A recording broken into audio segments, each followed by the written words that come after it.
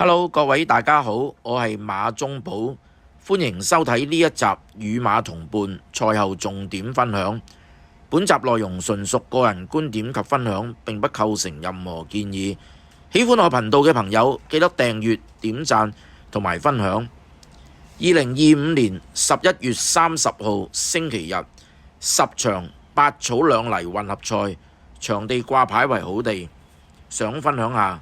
場次220，四班1200米，7號馬勇者為王，孭127磅，6檔起步，出閘出幾步，好快已經跟前，最後100收韁彈甩贏，姿態輕鬆，四班接近2班標準時間，先紀錄低。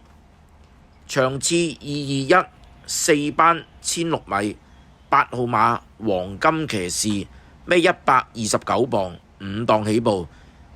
之前視頻以紀錄低，諗住呢場會有表現，點知出閘喺尾3，直路塞到最後100至望空，輸2個馬位，跑第5，先打粒星紀錄低。